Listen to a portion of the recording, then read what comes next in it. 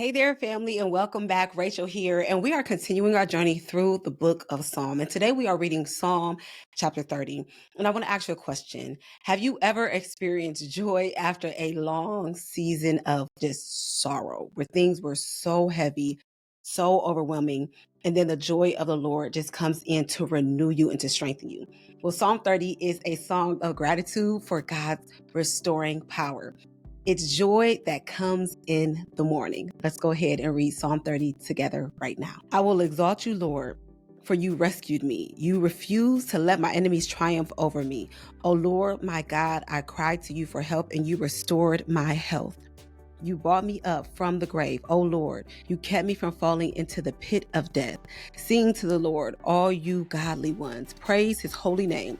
For his anger lasts only a moment, but his favor lasts a lifetime. Weeping may last through the night, but joy comes with the morning. When I was prosperous, I said, nothing can stop me now. Your favor, O Lord, made me as secure as a mountain.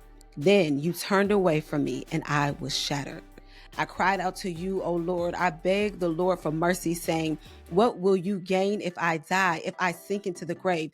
Can my dust praise you? Can it tell of your faithfulness? Hear me, O Lord, and have mercy on me. Help me, O Lord. You have turned my mourning into joyful dancing. You have taken away my clothes of mourning and clothed me with joy, that I might sing praises to you and not be silent. O Lord, my God, I will give you thanks forever. Whew, this psalm is yet another one of those that are so reflective, and it is just so powerful. And I love psalms that remind us of God's goodness and the joy that we can have in him. And today at church, I actually sang a song called The Joy of the Lord is My Strength. So even saying this verse and saying these passages of scripture is just another reminder of how important it is for us to carry the truth of the word in our heart, because the joy of the Lord is our strength. And even when we take a look at verse 5, it says, for his anger lasts only a moment, but his favor lasts a lifetime. Weeping may last through the night, but joy comes with the morning. Many of us may have grown up on the KJV version, which says, weeping may endure for a night, but joy comes in the morning.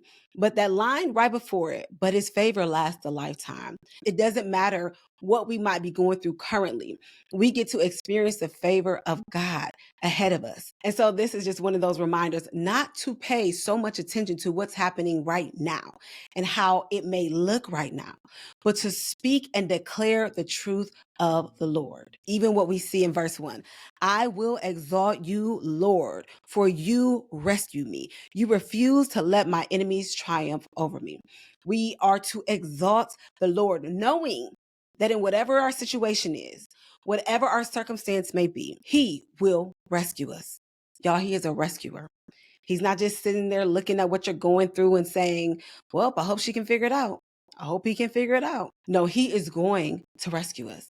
So when you look at your situation, you say to that situation, the Lord is going to rescue me. All right, y'all. So let's go ahead and talk about the big picture here. The genre of this psalm is a psalm of thanksgiving, and it's written for the dedication of the temple. David's heart of worship just so shines through this specific psalm. And when we think about the tone, it is a joyful and a reflective tone, celebrating God's ability to turn mourning into dancing. Y'all, listen. He is able to turn the sorrow, the mourning, the sadness into joy, into dancing, into celebration.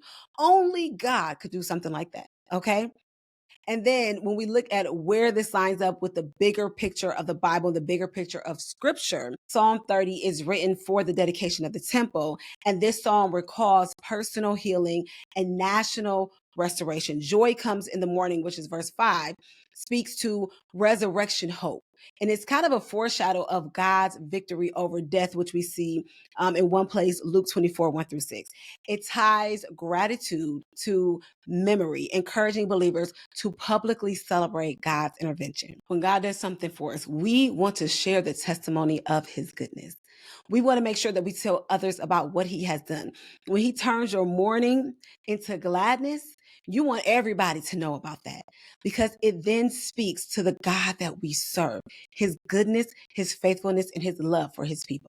The key verse here is verse number 5. And of course, it says, for his anger lasts only a moment, but his favor lasts a lifetime. Weeping may last or endure through the night, but joy comes with or in the morning. God never wastes your tears, and he always brings the sunrise every time. All right, so let me ask you this question as we wrap our time up.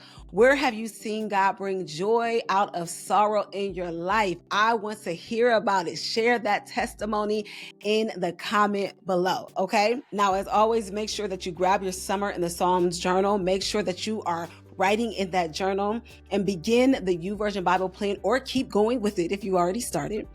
And stay connected through this YouTube playlist. You all know there's so many more Bible studies we're going to do together. So I want you to be connected by turning on the notifications and subscribing to the channel. You'll find everything you need at wordandseed.com or the link in the description below. And remember that time with God is time you will never regret spending. I will see you in Psalm chapter 31.